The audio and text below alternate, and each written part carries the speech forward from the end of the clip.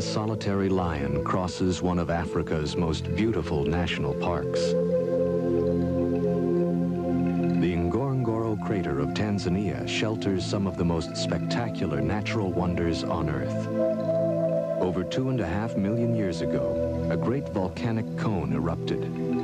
When the dust finally settled, all that remained was a giant bowl 12 miles across, surrounded by a rim rising 2,000 feet above the crater floor. During the wet season, abundant rainwater flows down the walls of the crater to form Lake Makat, where flamingos return to feed by the thousands. The water absorbed in the crater during the wet season provides an ample supply of grass, which for most of the year supports a population of up to 25,000 large animals, including herds of wildebeest, water buffalo, elephant, rhinoceros, hippopotamus, and eland.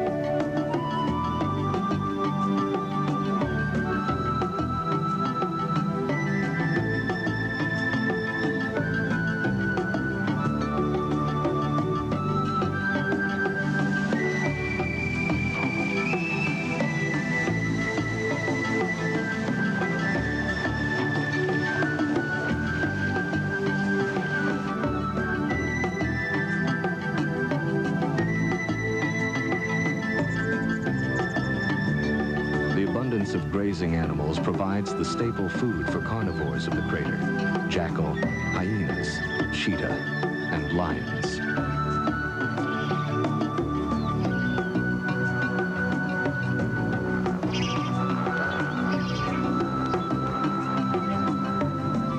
But of all the animals that are found here, it is the lion that dominates. About 80 lions live in family groups, or prides, of 8 or more, spread evenly across the crater. From records kept over the past 20 to 30 years, it is known that the number of lions in the crater has remained about the same. The gestation period of the female lion is about 110 days. There is no special birth season, and cubs can be born throughout the year. Like most cats, lions usually sleep or rest during the day for up to 21 hours. They will even rest between periods of feasting on a kill. Some will climb into trees to sleep, draped over the branches, to avoid insects that swarm over them on the ground. Others, gorged with meat from a kill, will roll from side to side, seeking a comfortable position for the large meal bulging in their stomachs.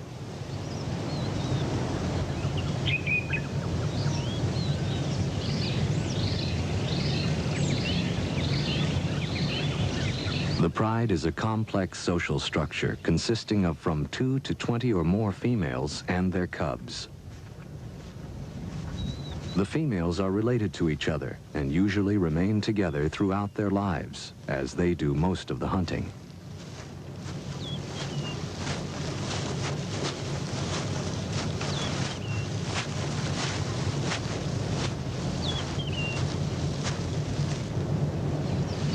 After a meal, the pride gathers, grooming and touching each other and strengthening their family bonds.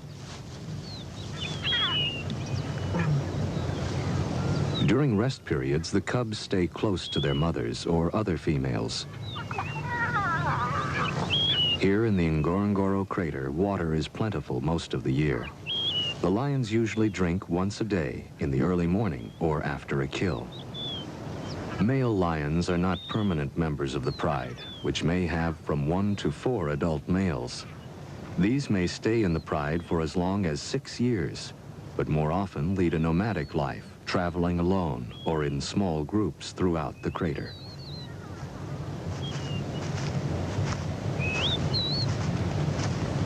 When hunting, the pride will either band in small groups or roam alone in search of prey.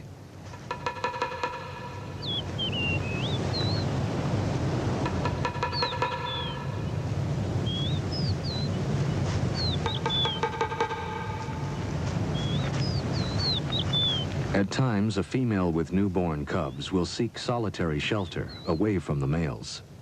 No one is certain if she chooses to leave or is forced away from the close social structure of the pride. Lions have few distinctive markings to assist in recognizing other members of the pride, especially over long distances. Therefore, they must approach another pride member in a direct manner, without hesitation. Should an approaching lion of the pride seem unsure of itself, it may be attacked as if it were a stranger. If a lioness is attacked several times, she may become unsure of herself and eventually leave her pride. In this way, the pride remains relatively stable in size.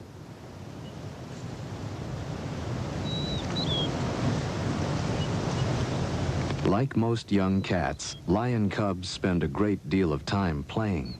Their games of attack prepare them for the lifelong search for food. These two, a male and a female, are about a year old. The females are less temperamental than the males and show little reaction to mistaken identity. So most females remain with the pride, while the young males are eventually forced to leave. By the time they are 2.5 to 3.5 years old, young males are forced out by the mature males, who take over the pride for mating.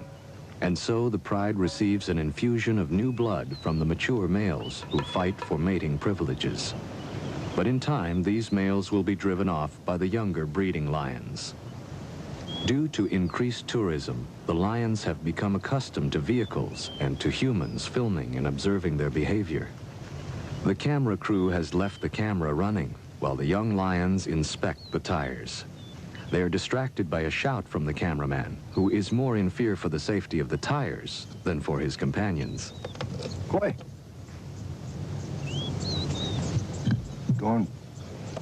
Don't.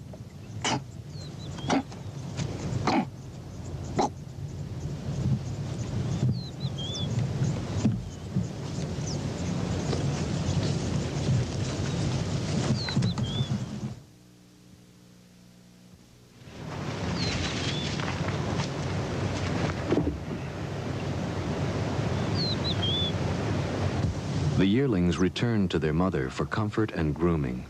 In a few years, the male yearling may be driven from the pride by an older male seeking to stake a claim. The young male will then spend a few years wandering alone or with other young males. As summer wears on, the great herds of wildebeest range over the crater floor. Grazing in the shimmering heat of the sun, the great herds are one of the main prey of the crater lions. The zebra are safer on the barren plain, but as they move into the taller grass, they are now at risk by the stalking female lions. The mottled brown coat of the lioness blends perfectly with the tall grass, now parched and brown in the summer sun. Hardly moving, the great cat waits for the unwary zebra to move closer to its place of concealment. It is not unusual for only one lion to hunt a zebra. Even though she may have greater success in numbers, once the lioness reaches her prey, the zebra will have little chance of survival.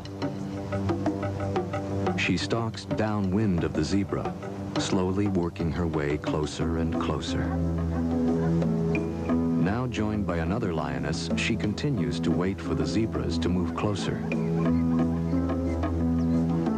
Lions do not have the speed or stamina of other great cats, like the cheetah, and must wait patiently while their prey moves closer, and then, with a short sprint, attempt a quick kill. Now less than 50 feet from the zebra, the lioness waits. She is barely visible to the unsuspecting herd. She begins to close in, hunched low in the tall grass.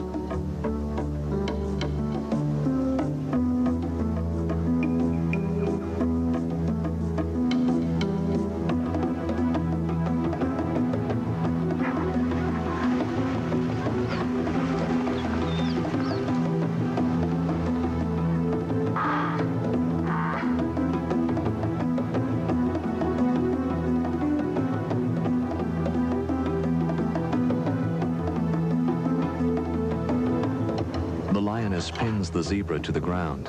The rest of the pride begins to devour the still living zebra.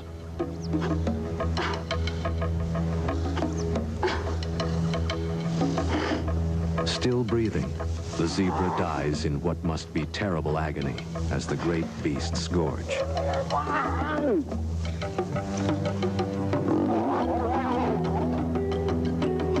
Their stomachs filled, the lions clean each other by licking the still fresh blood from each other's muzzles and coats.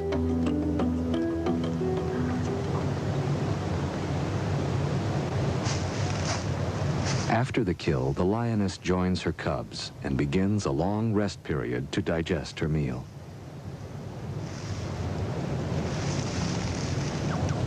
Some miles away, a second pride is preparing to hunt.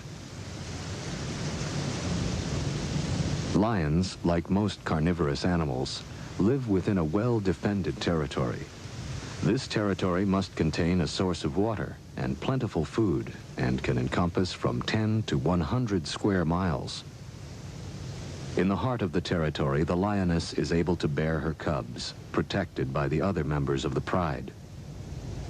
On this day, a water buffalo has been killed near an access road in the crater. Unconcerned by passing tourists' vehicles, the pride runs to the fresh kill.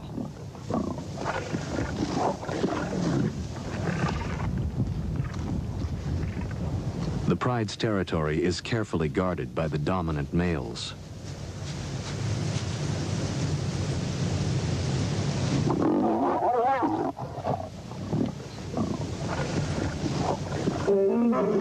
Roaring to alert trespassers, the male rushes forward, bellowing his rage to deter nomadic lions from entering his territory.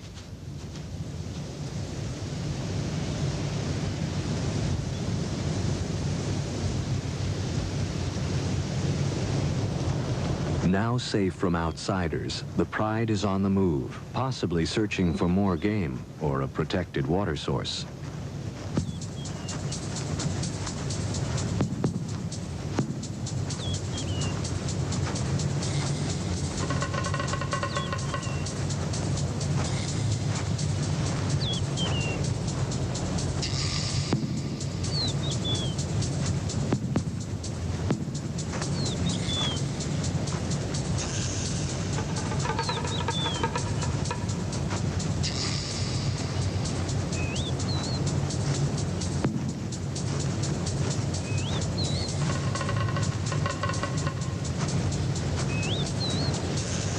This pride has a large concentration of cubs and yearlings. Stretched out along the access road, they seem indifferent to time or distance as they slowly make their way, following the others.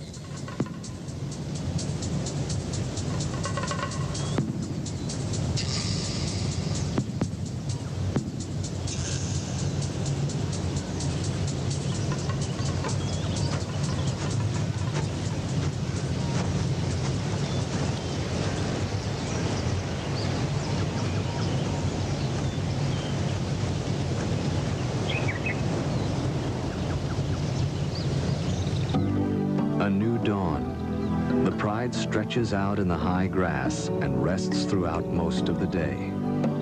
It is difficult to determine why they have decided to move from one part of their territory to another. Even at rest, the females keep close watch over the young cubs.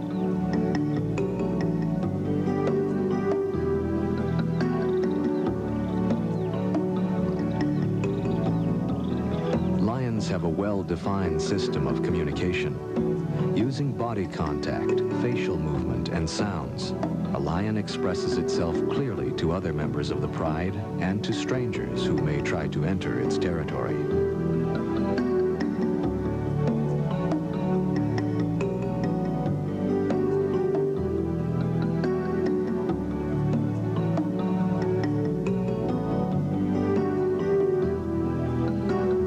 As spring turns to summer, a flock of crowned cranes flies over a herd of zebra feeding on the open savanna.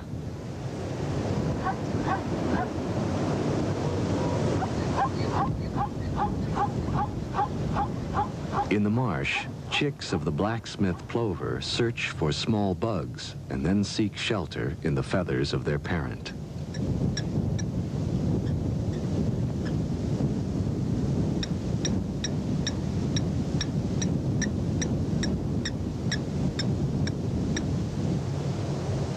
Emerging from her hiding place, a female and 3 very small cubs set out to join the pride. For the young cubs, it is a long trip across the open plain. Camouflaged by the long grass, the female usually remains in hiding until her cubs are old enough to walk. Lion cubs are almost helpless when born. Weighing from 2 to 5 pounds at birth, they can barely crawl and do not open their eyes before 1 or 2 weeks. Newborn cubs have a slightly spotted coat, which helps to hide them in the thick grass. This color changes after 3 to 5 months. Sensing that the smallest and weakest cub is falling behind, the lioness gently carries it by the neck across a dry mud bank, while the other 2 cubs scurry to keep up.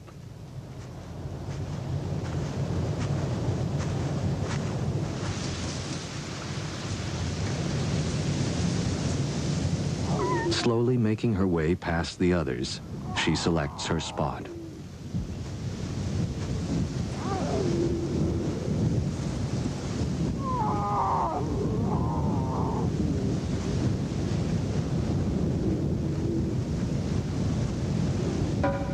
Here she rests while the cubs nurse.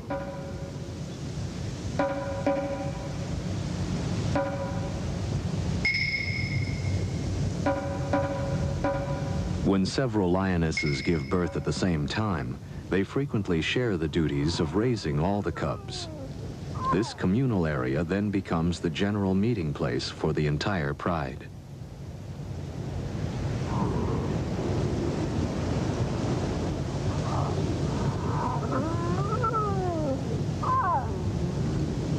Communal gatherings allow all members of the pride to become acquainted with the cubs.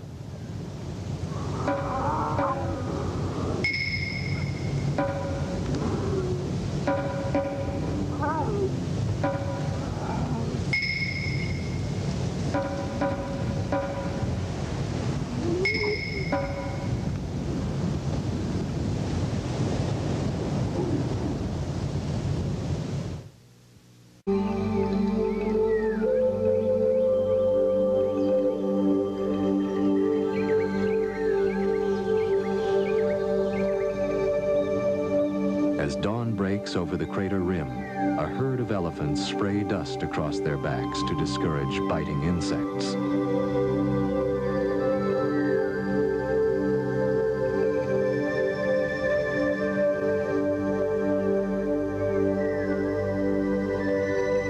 Along the edge of Lake Makat, a flock of migrating birds pause to feed.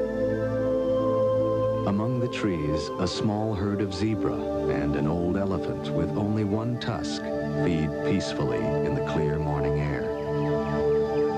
Near the lake shore, gazelles graze contentedly as they share their pasture with a flock of ducks. Knee-deep in the mud of the swamp, a huge water buffalo wallows contentedly. The buffalo is the lion's largest and most formidable prey, and is capable of putting a marauding lion to flight.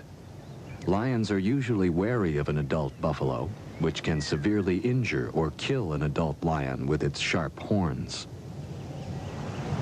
During the heat of the day, the pride rests in the soft, high grass.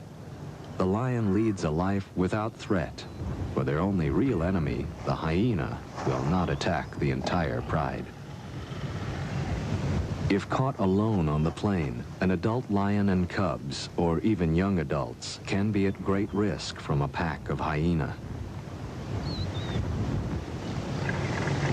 In the afternoon, the yearlings spar with one another, or their mother, who usually gives them a quick swat for their trouble.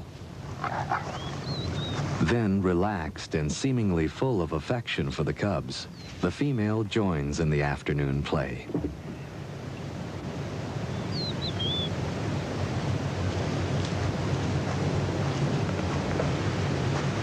A young male and female of the pride also share in mock combat, which helps them sharpen their skills for real attacks as hunting adults.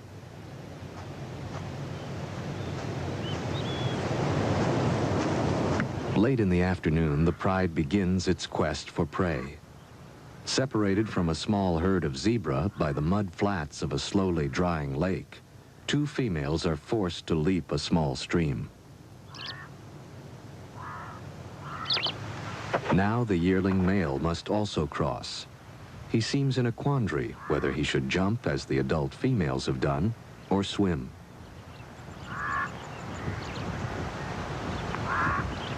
Most cats are excellent swimmers, but they will avoid the water unless it is absolutely necessary.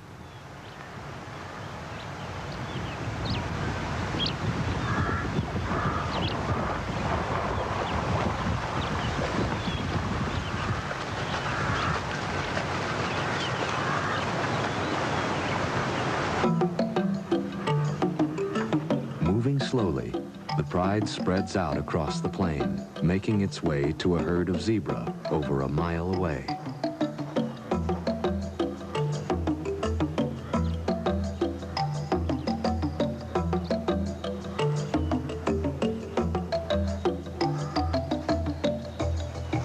Screened by the high grass, the lions stealthily approach the zebra.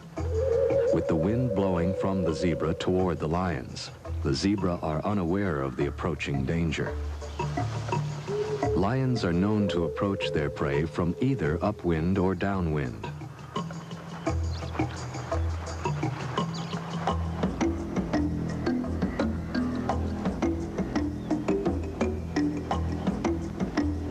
Time seems to stand still as the zebra slowly pass before one and then another of the crouching hunters.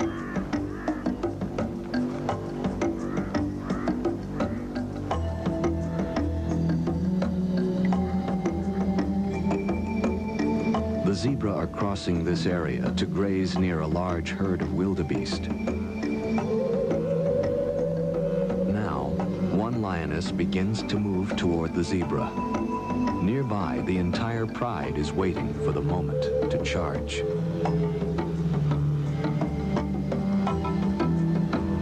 Both wildebeest and zebra now seem to sense the presence of danger and barely move, uncertain from which direction an attack may come. Then, as if spectators at a sporting match, the herd watches as the lion attacks.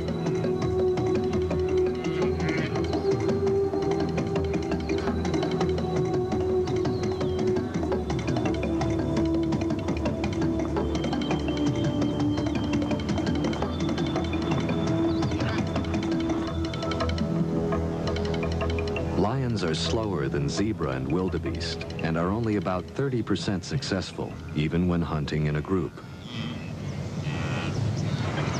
After resting, the pride prepares for another attempt. The dominant female heads off in the direction of a large herd of buffalo. Extremely dangerous, the African water buffalo can weigh as much as a ton. The males gather around the periphery of the herd, and the females and calves stay closer to the center. Seldom do one or two lions attempt an attack on a small herd of buffalo, or even on a single member that is feeding alone. But on occasion, whether they are truly hungry or just young lions practicing their hunting skills, such an encounter happens. It is seldom rewarding for the lions. Suspicious, short-tempered, and cunning, the buffalo is a formidable adversary and are extremely aggressive when confronted by a lion.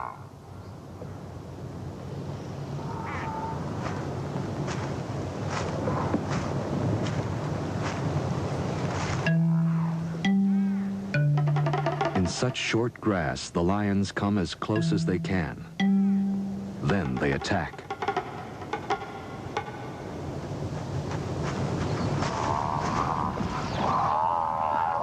The buffalo are quickly outrun by the lions.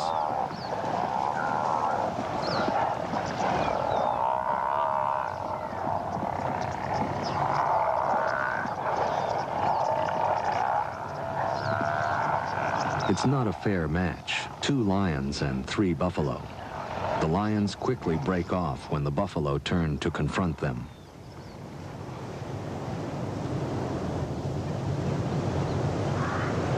Closer to the lake, a larger herd is peacefully grazing.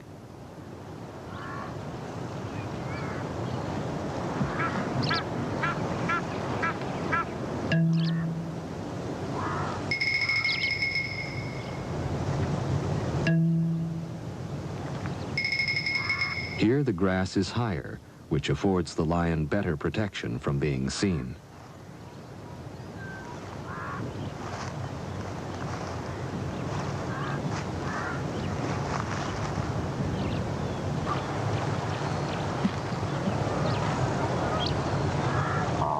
Working as a team, the pride takes up position along the edge of the buffalo herd and move in. Surprised, the herd bolts, then just as quickly, whirl around to face their attackers and counterattack. The buffalo chase after the lions, who are now fleeing for their lives.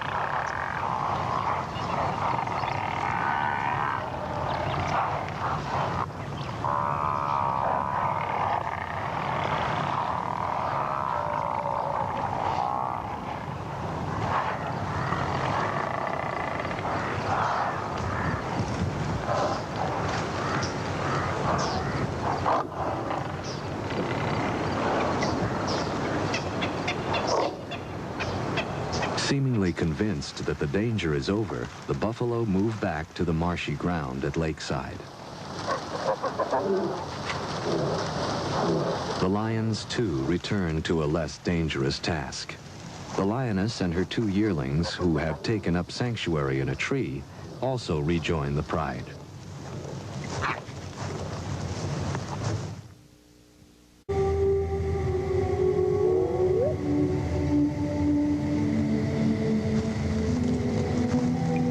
Late at night, the pride, hungry and on the prowl, move, cubs and all, to a better location for hunting within their territory.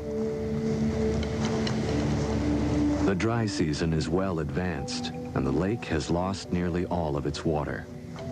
Crossing the dry lake, the female carries one of her cubs, while 2 others try to keep up.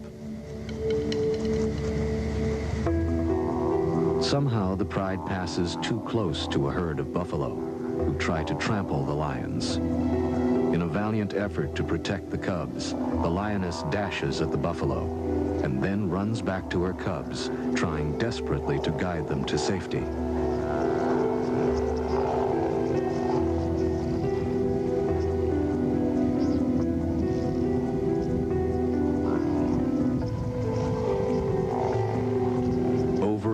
She rushes at the great beasts, but the buffalo will not scatter and continue to charge the lioness and other members of the pride.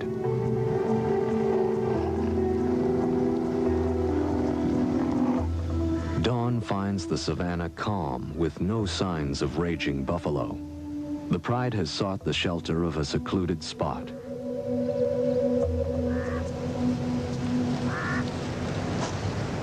The only animal now in view is the lioness as she searches for her cubs. Time after time she calls, but the cubs have disappeared, trampled by the buffalo herd.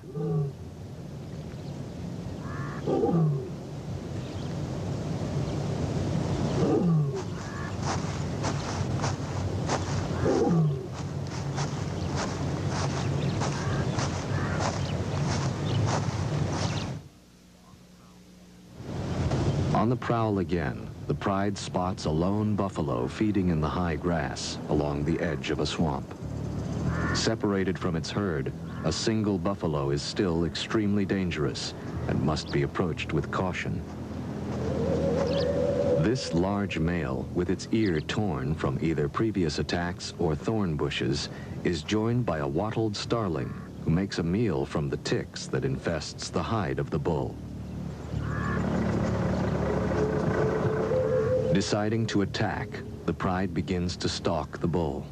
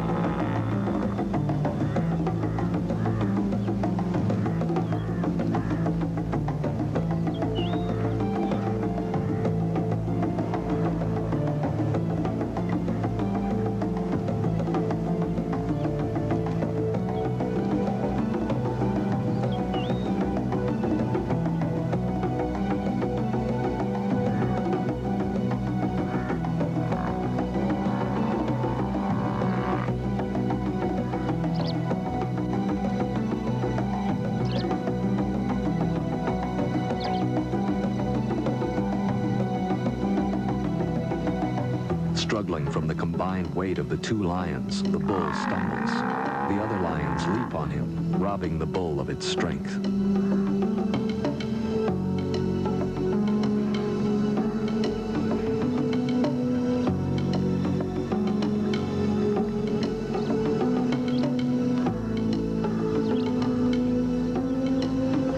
A yearling bravely joins the fight and attacks the bull's head.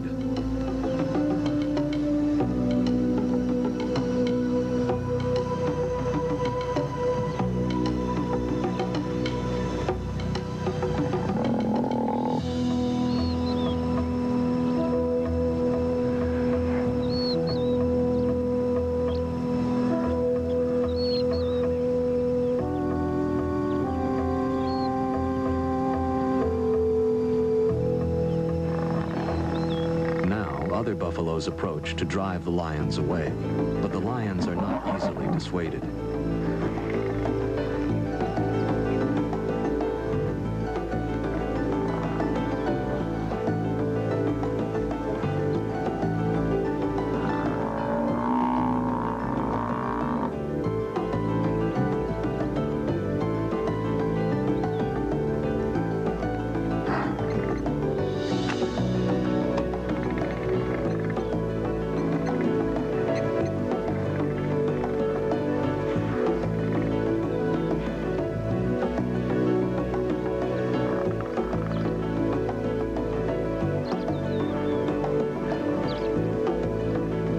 Having drawn blood, the lions continue to pursue the injured bull. Its weakened condition gives them a chance of making a kill.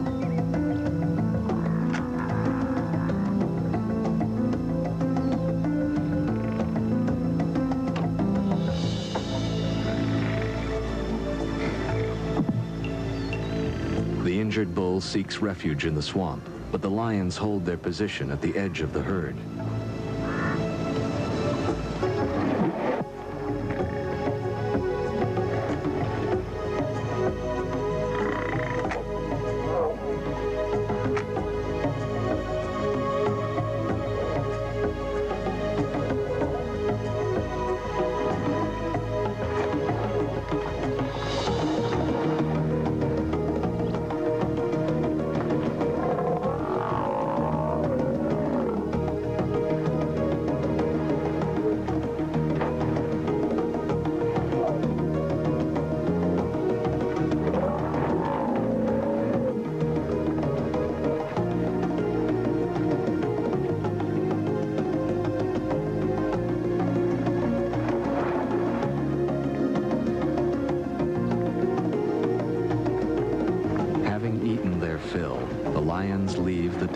below and head toward shore for a long rest.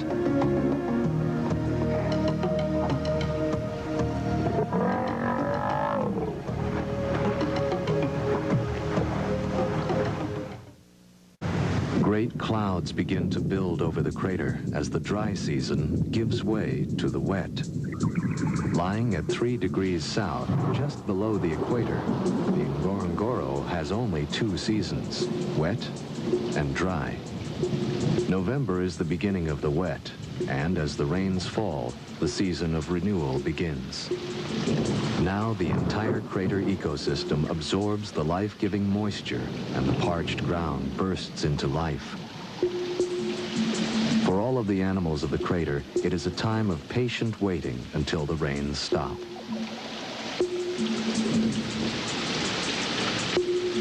Wildebeest, Grant's gazelle, lion, all soak in the cool rain. Within a week, the crater will turn green, and a carpet of yellow flowers will cover the savanna. With the gray dust of the dry season finally settled by the rain, the crater puts forth the sweet, earthy smell of a new spring. The sun bursts forth to disclose the broad green carpet of the crater floor. Now the lake will fill, frogs emerge from the mud, and millions of insects issue forth as a banquet for the thousands of birds that quickly return to this extraordinary valley.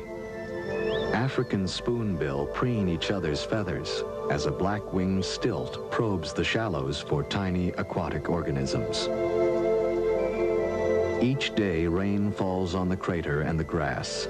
The primary energy source for all animals grows more lush.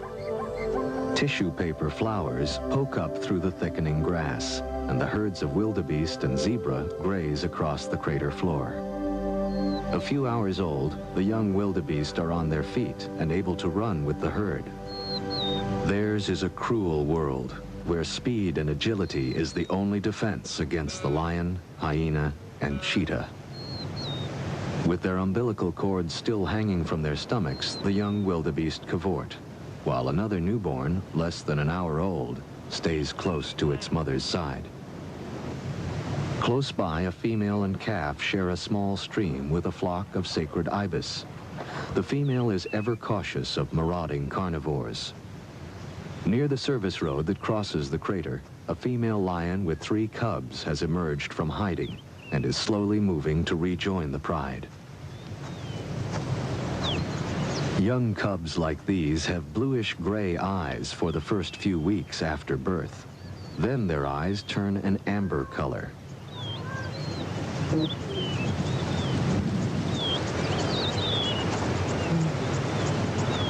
Between the periods of rain, the pride sleeps in the midday sun. Although cooler than the dry season, here at the equator, the days are warm and pleasant. With plentiful game, the lions are well fed and peaceful. Hidden from view of the pride, a young male has been in hiding for over a week, nursing injuries received during a hunt. Now it emerges, its hind leg obviously swollen with a festering wound.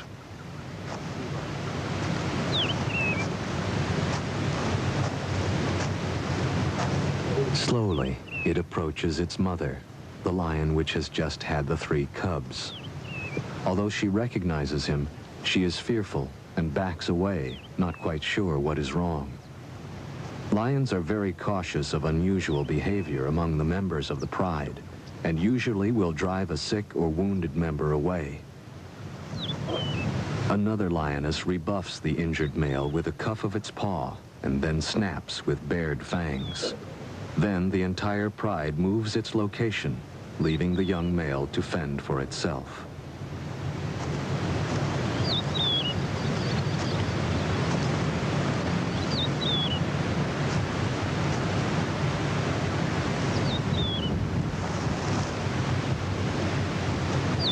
So weak it can hardly care for its wound, the male is no longer able to live with the pride.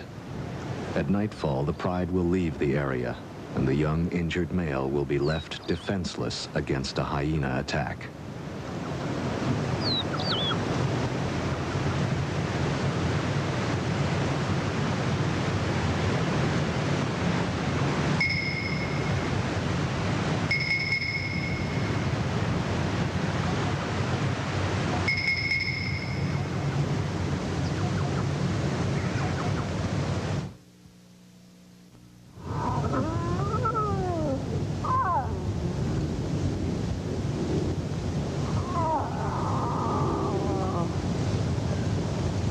millions of years, the cycle of life has played out in the Ngorongoro crater.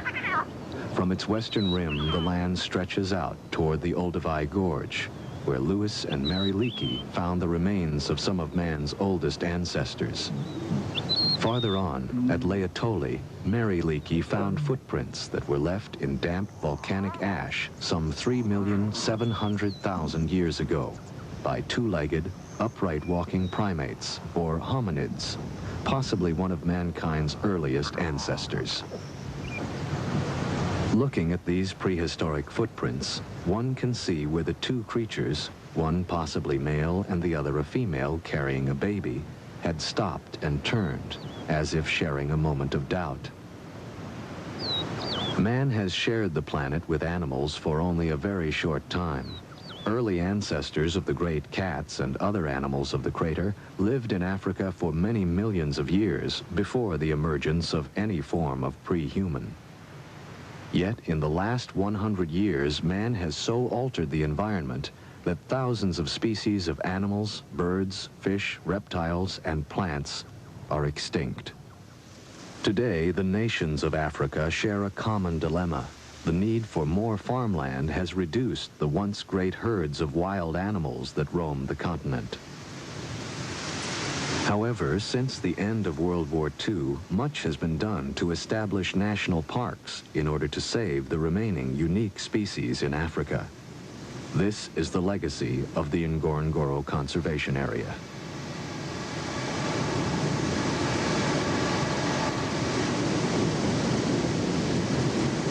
Controlled in part by the crater's 2,000-foot-high rim, most animals are still free to migrate in and out of the crater. A young female slowly climbs up the rim to seek another pride outside on the Serengeti plain. No one will know why she was forced to leave. But the life of the crater lions will pass on from one century to another, as long as modern man is aware of their fragile existence and is willing to exercise care. The infinite beauty and variety of the natural world is mankind's greatest treasure. All must exercise great care to preserve the environment and all of nature's creatures. Symbol of strength and majesty since the beginning of recorded history, the lion has always commanded man's respect. For centuries, it was considered an act of courage to kill a lion, and only recently have certain tribes given up the practice of a young man killing a lion as his rite of passage into manhood. Still free to roam the Ngorongoro crater, the lions are protected by the government. Located in the Arusha region of northern Tanzania, southeast of Serengeti, the Ngorongoro crater and its wildlife are one of the world's most beautiful sights and must be preserved.